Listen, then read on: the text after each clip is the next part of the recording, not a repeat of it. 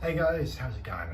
So we're 1 week following the last brew day, and no more brews for a week or two, just due to brewing schedules and stuff. But I've got another more serious reason why I can't be doing too much more brewing for a little bit, and I knew this was an issue before the last brew day. I've known it for a while, but it's a case of I've been ignoring the problem in the brewery, and during the last brew day, let's just say the issue sparked, and I can't ignore it anymore. So in both my boil kettle and my HLT, I use these 2.4 kilowatt elements, and they've done me well so far. I've been doing all grain for maybe about just short of 5 years now. Number of brew days, ones that I haven't recorded and all of that, so it's a case of they've lasted all that time, and for the most part there's not been too much of an issue. But something that I was aware of it because I've read it in a few forums, that actually these elements, and more importantly the cables that connect them, tend to burn out, and that's exactly what's happened in both HLT and the boil kettle to different extents.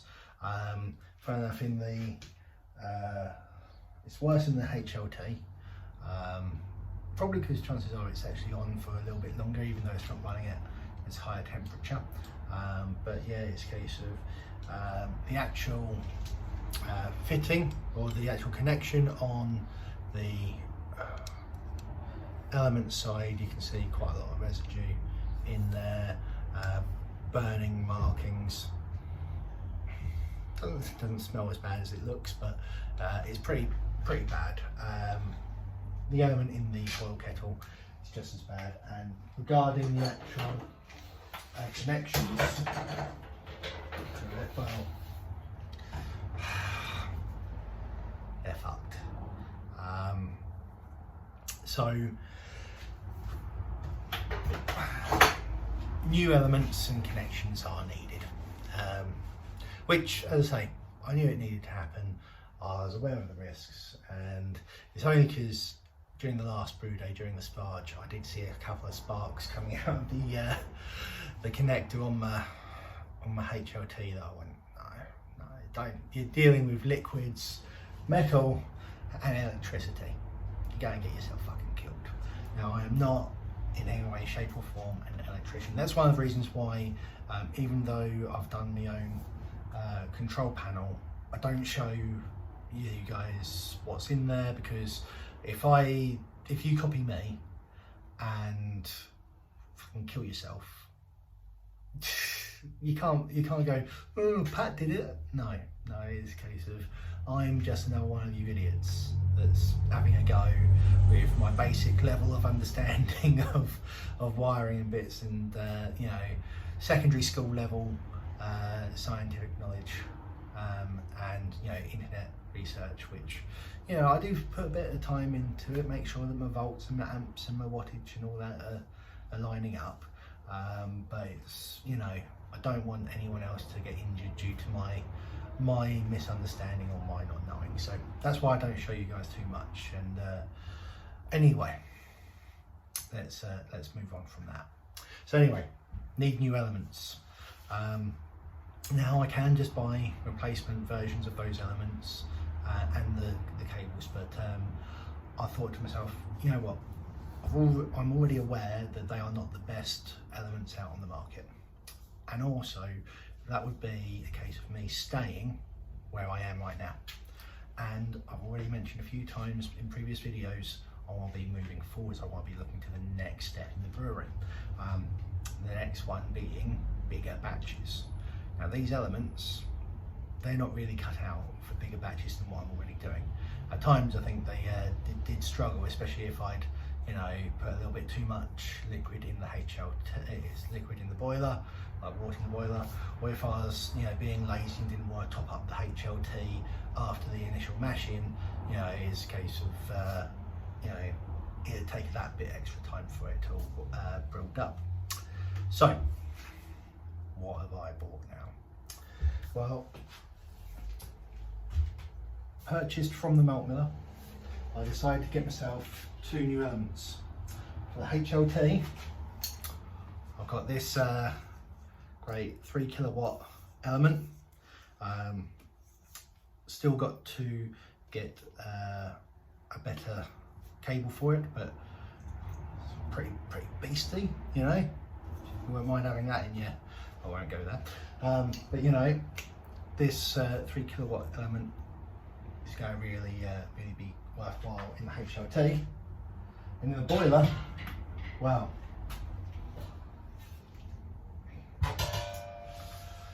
What have we got in here?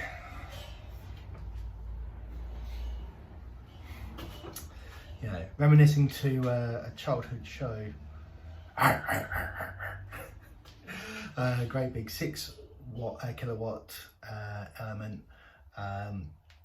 which is going to absolutely destroy any water we put in there. So definitely need to up the batch size and pay a bit more attention to the amount of power that we're sending to the element. At the moment, or previously, I just used to send 100% of the power to it, no matter what. But especially if I do a 5 gallon batch size, then I think I'm definitely going to need to make sure that I'm looking at only firing off about 80%, which obviously you can do using the Inkbird PIDs.